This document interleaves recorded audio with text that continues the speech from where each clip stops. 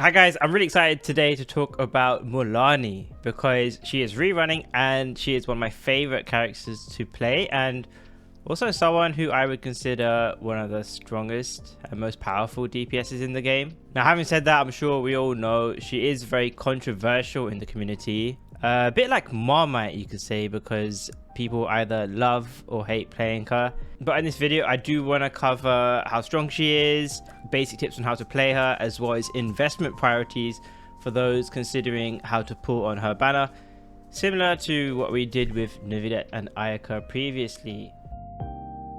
So let's get out of the way. How strong is she?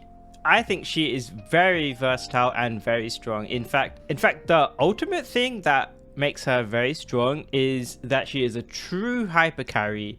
She is in almost all your team's damage, but also she is one of the cheapest modern DPSs to build in terms of teammates. Xilonen, who is a 5-star, but to be fair, Xilonen requires barely any investment. Constellations don't matter, talents don't matter. Looking at the other characters, one of our most powerful buffers, Sucrose, is a very old character given for free. Weapon doesn't matter that much, constellations don't matter that much, talents don't require much investment. You got the Pyro Traveler, who is obviously the free main character. Sacrificial Sword is nice on him, but he's still playable without it. Any random arcade Petra set, any talent investment, doesn't matter. There's also Xiangling, Xiangling C4 is nice, but she's pretty much the only character who you really want constellations off of. The only thing you really care about Xiangling is energy recharge. Then there's also characters like Katrina, who is also free and requires barely any investment. And then there's someone like Candice, who actually constellations make her worse. If you didn't know, this C6 here applies a lot of hydro. You don't care about that, so you don't really need much constellations at all on Candice. She was also given out for free. Talents don't matter, artifacts barely matter. And lastly, Mualani weapon wise, some of our best weapons are actually 4-star. Anyway, enough rambling, you guys get the picture.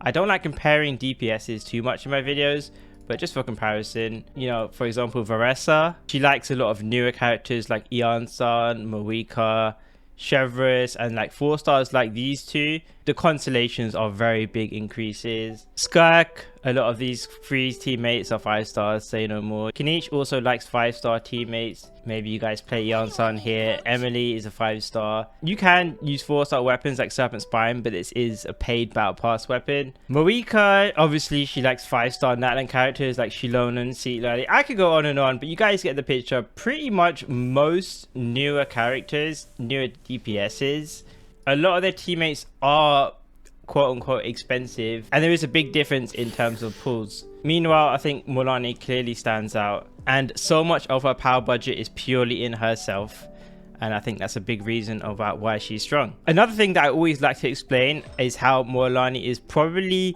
the best DPS in terms of artifact investment scaling in the game, and not even just artifacts, but how she synergizes with buffs. And the way I like to easily explain this is if you look at the Akasha website, which is the website which everyone compares their builds. See, if I click on a random Mualani here, this is a very strong Mualani build. 38 substats. They have a lot of EM, a lot of crit, a lot of HP. Now, as you guys know, with most characters, usually like each substat you get, usually when you get a substat, it ranges from about 2% if it's like a crit stat, like this crit damage here, to maybe even 1 point something if it's like an attack substat. And that's how most characters scale pretty much. Whereas look at this, Mualani, this is a very high invested build.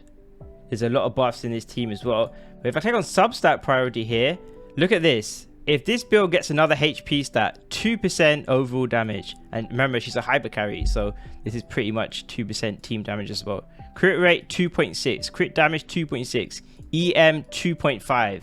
It is extremely difficult to find characters like this where a wide variety of stats will increase their damage by so much. And again, this is already a highly invested build. And like I said, you don't have to think of this just in terms of artifact substats.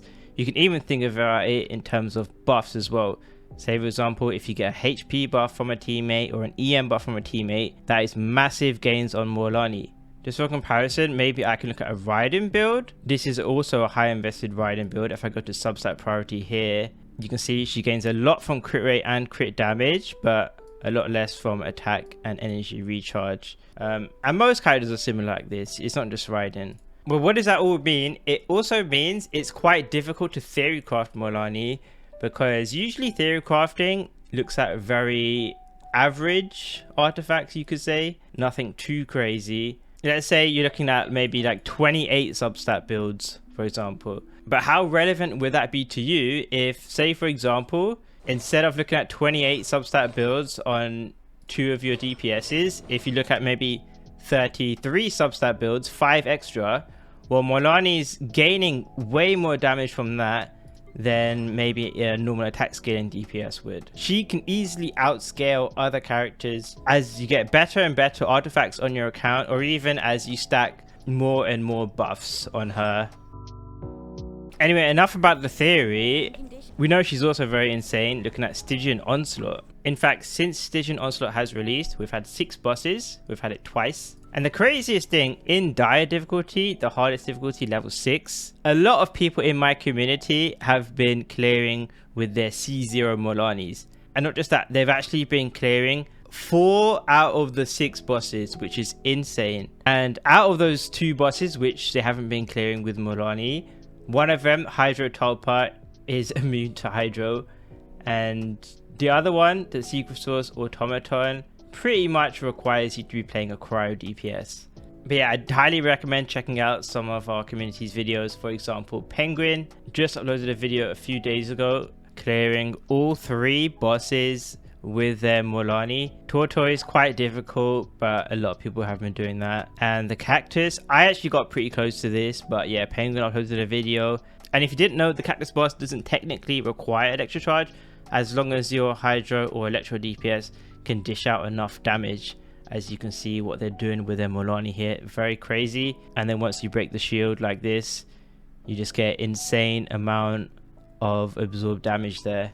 Like I said, I was so close to being able to do it with my Mualani as well. Maybe I would have been able to get it with a few more retries, but I ended up just using Neuvillette instead. But Mualani's damage is incredible. And this is crazy because Stygian Onslaught is designed to favor specific teams. So you'd be lucky if out of 2 seasons, even one boss your favorite DPS could do, let alone it being possible to do 4 out of 6. Now, having said all that, how relevant is it to you if very good players can do dire difficulty with their Mualanis? Maybe not that relevant, or maybe it is, I don't know. But I would say even if you're much more casual than this, if good players can do that, then just lower your standards a bit. Maybe that means you could do Menacing or Fearless and get those rewards, or even just Abyss 12 with her. The point is that she's very strong.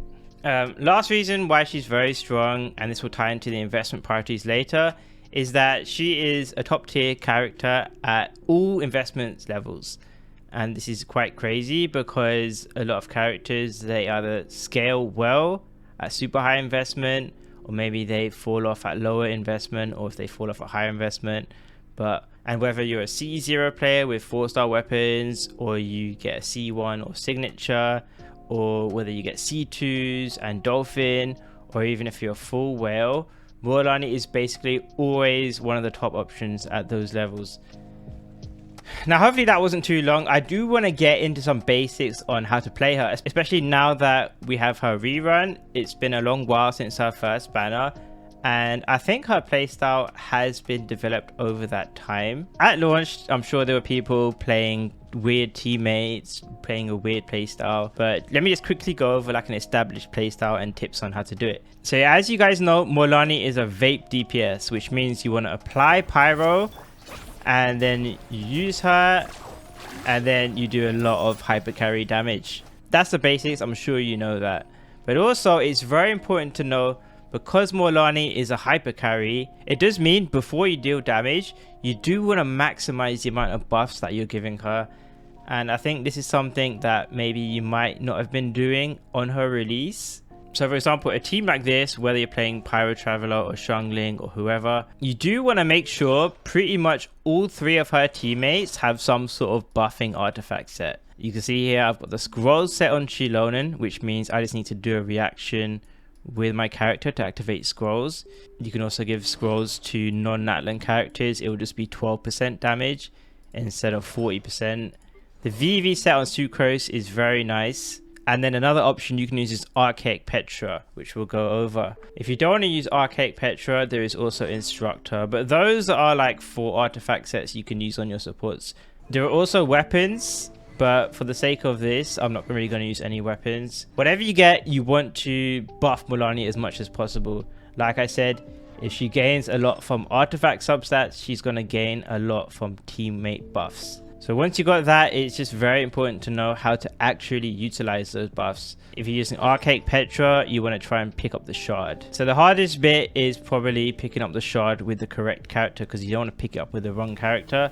But if you just do that, apply Hydro, then attack, then swirl that Hydro, and then you just do that. Pick up the shard, use this skill, and then you just deal damage. Very simple, very straightforward. I can show it also with Xiangling this time. Maybe I'll use Instructor. Xiangling, you can do basically the exact same thing. Or if you want to use something like Instructor, this requires your Pyro character to do a reaction. So for example, let me also change Sucrose into Kazuha. And then you do the exact same thing here. Very simple. Swirl with Kazuha. Then Xiangling does a vape there. And then your Mualani does damage. Again, also quite simple. The only difficult thing here is making sure you actually have enough energy on your Xiangling. But if you don't like Xiangling's energy, you could even use Mavuika instead. Whatever you want, I think there's so many different teams you can play with Mualani. Like I said, the most important thing is just making sure you stack as much buffs as possible. The only other basic thing to know is if you're playing in AoE, Mualani actually builds up her stacks a lot faster. Single target is the exact same pace, but if you're in AoE, each enemy you surf next to will give you a stack instantly. So you apply your Hydro, do that, swirl, then you apply your Pyro, and you can see that even at C0 I'm getting some super fast stacks.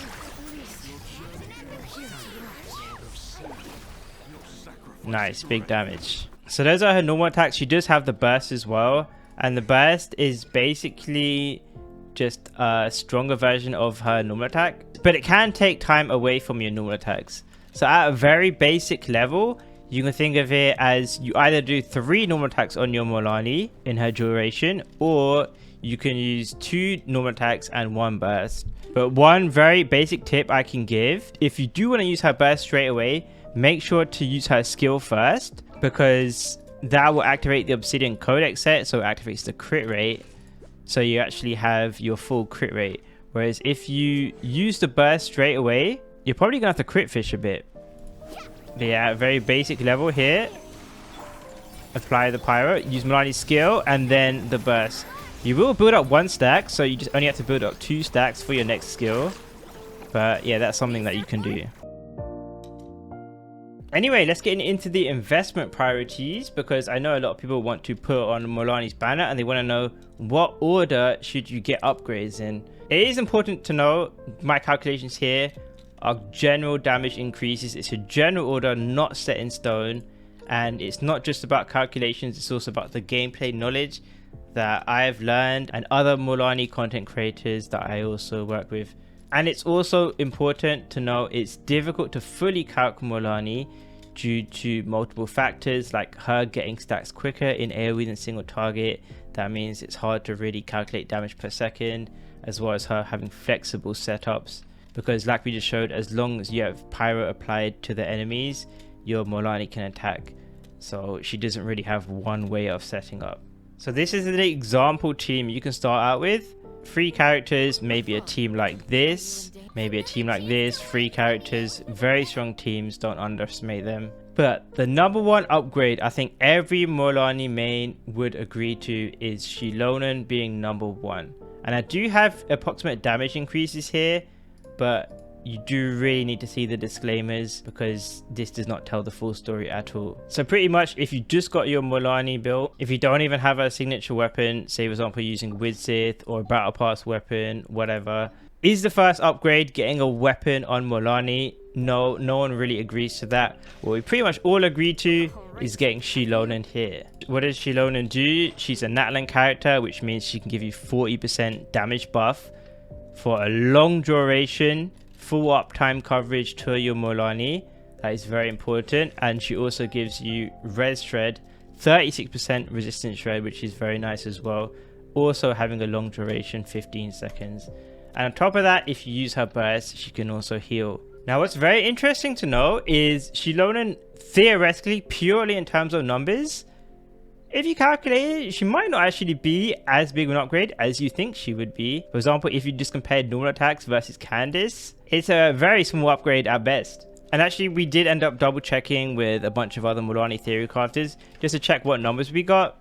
Let me just quickly show you the damage with xilonen plus a pyro character with archaic Petra, like Pyro Traveler. So attack with Mualani. Pick up the shard with your pyro. 636k. Now let me just compare that with a Candice, also with scrolls, because if you didn't know Candice, you're getting 12% hydro damage from scroll set. Plus with her burst, she gives you 20% normal attack elemental damage, plus maybe another extra 20% from this talent here because you have a lot of HP on your Candice.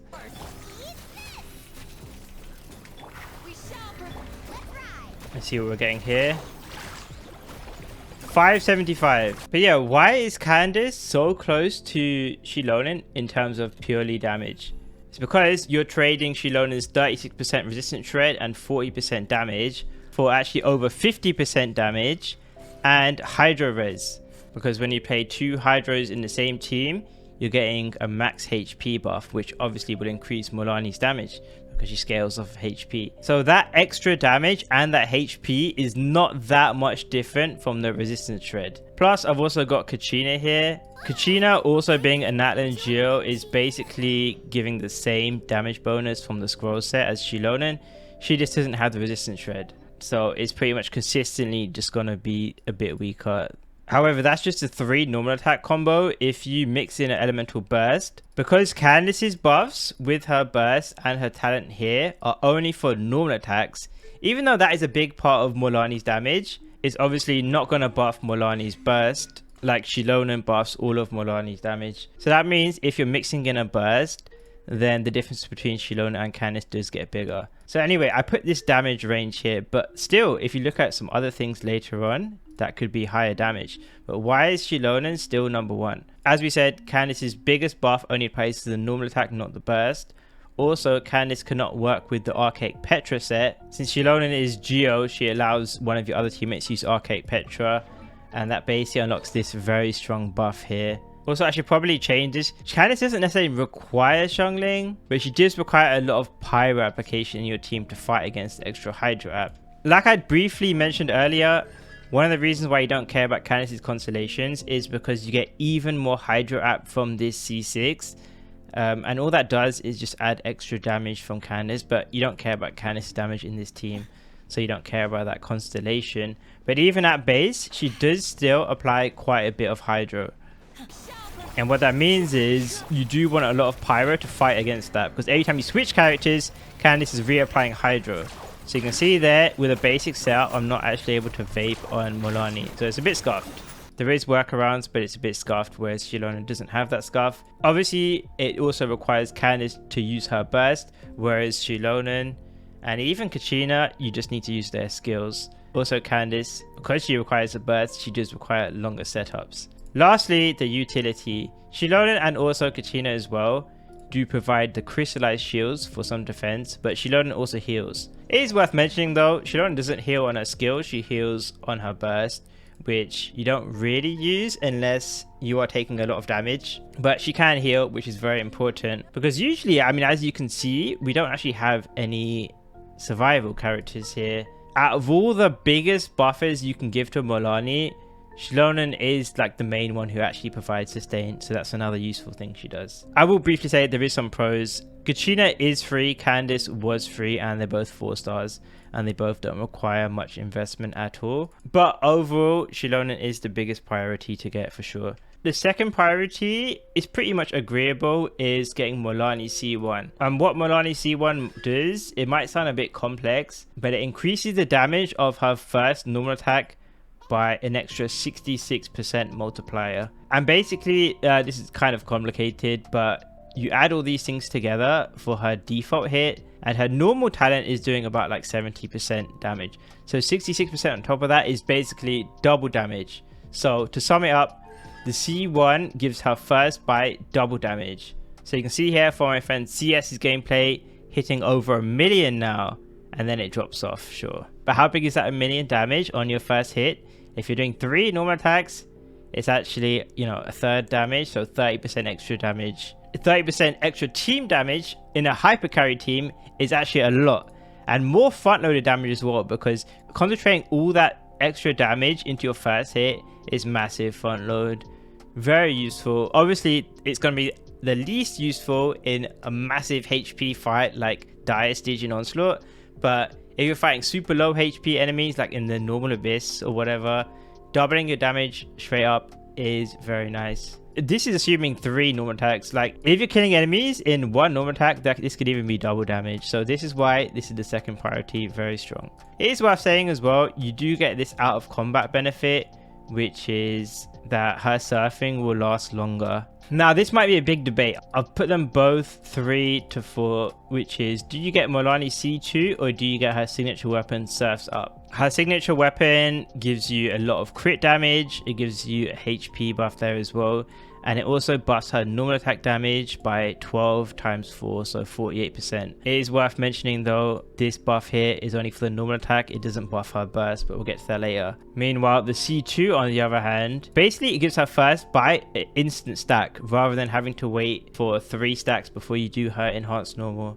You can see it doesn't technically give a damage boost, but that instant stack is quite a big deal, and what it can do is you can go from being able to do like 3 normal attacks to 4, or even you can just use the burst there. But being able to skip the wind up for that first attack is quite a big deal, especially if you think about it. It means you're using up her buffs less quicker. Also it could help if you just need to get more hits onto more enemies, and also like that enemy there, that enemy is very annoying if you take too long to set up because it saps all your energy. So the damage increase that you get from C2, to keep it simple, I just added an extra buffed hit, and it's almost 30% damage increase versus C1. It also depends on whether you use that extra time to get in an extra burst or not. But yeah, in general, it's about as good as the C1, and it's just more front loaded damage, so it's pretty valuable. However, you can make the argument that maybe you want to go for her signature weapon first, and a signature weapon varies from actually being a downgrade, because you can see that it's -11, to actually an even bigger upgrade than the C2. Why is that? Well, it's because even though her weapon's very good, there are very strong catalysts in the game, like the Widsith. There's also Sacrificial Jade from the Battle Pass if you have that. A lot of people do generally consider the Ring of Yash to be a bit of a noob trap, and as long as you have something like the Widsith, you pretty much just always use that instead, even if you don't maximize these buffs. One of the reasons why there's variation in the numbers is because the Widsith here is RNG, and you get one of these buffs every 30 seconds, an attack buff, which Mualani obviously doesn't use because she scales off HP, a massive elemental damage buff, and an EM buff. And it's worth noting that these buffs buff all of Mualani's damage, including her burst. So if we go to the calcs here, purely in terms of normal attacks, because Surf's Up does buff the normal attacks quite well, even if you get the buffs on Widsith, which you won't get every single rotation, but Surf's Up does keep up very well. Even though those massive Widsith buffs, it still makes it competitive. But it's when you don't get the Widsith buff, which will be during its downtime, or if you get the attack buff, the signature then becomes a massive increase. But things do get a bit spicy if you are factoring in Mualani's burst. Like for example here, I'm doing an 870k hit. But if I get the Widsith buff and I'm using her burst, 1.1 million. Maybe just over 1 million if it's the EM buff and I'm oversaturated on buffs. That's enough to make the Widsith a pretty big increase in your combo damage over Surf's Up. But if you don't get the buff, then again, Widsith isn't really doing anything. There's also the Battle Pass weapon here, which also varies in damage, assuming you're able to build around its crit rate. But if you're able to keep Mualani off field for a while, she gets a massive HP buff and a pretty decent EM buff. Just covering my notes here, when the percent difference is very close like this, it's close enough that it just depends on your builds and investment. I wouldn't take these numbers too seriously and say the Widsith buff is like 1 to 5% better here. they're pretty much the same thing. It's only the big differences here or here where that's not going to depend on your builds. But yeah, the 4-star weapons are a very big buff to her burst in gameplay, and that is significant. And that's one of the reasons why her signature weapon is not a priority. The fact that this only buffs her normal attack here, and you can hit so big with the burst, that is a bit of a disappointment. But regardless, this weapon here is pretty much unconditional, so she constantly has all these buffs, whereas the 4-star weapons have a bit of scuff and have a bit of inconsistency issues, which is less of an issue in short abyss fights, but it can be more of an issue in Stygian onslaught or even just overworld running around, because in the overworld you can run around just like this with normal weapons, but if you're using with Sith, anytime you switch to Mualani, she'll basically waste one of the buffs, so it's a bit of a hassle to use in overworld. Same thing with Sacrificial Jade, it requires her to be off field for a while, which would also be a bit of a hassle.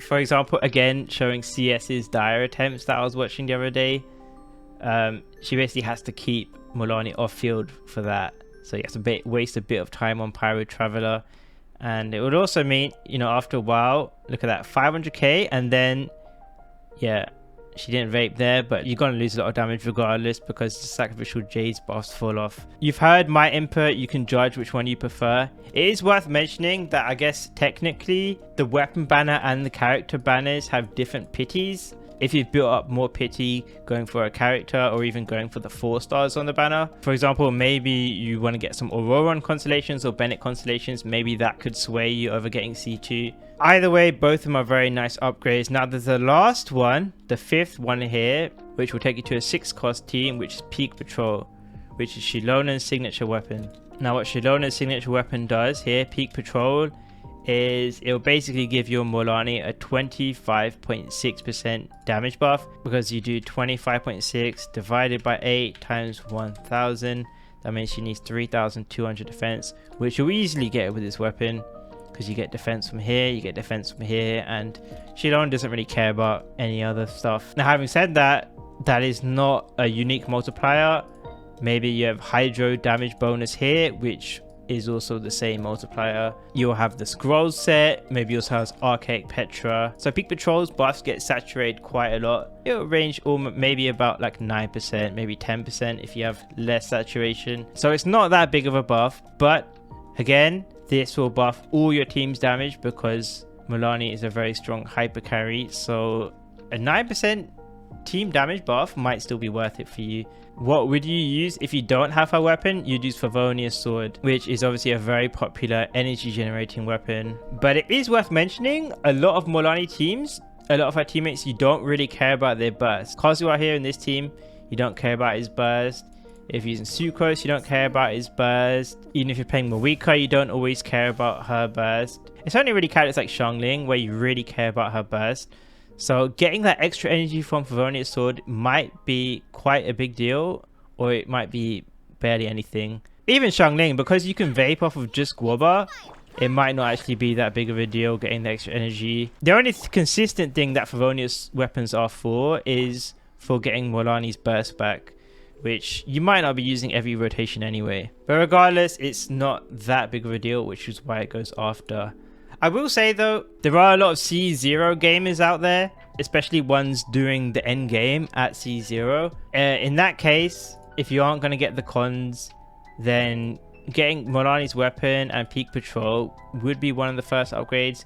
That's why you will see a lot of gameplay out there of them getting Peak Patrol, just because they aren't getting constellations. But yeah, overall, it's not that big of an upgrade.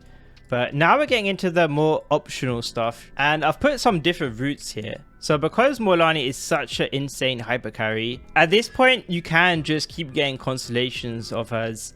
These are obviously insanely strong.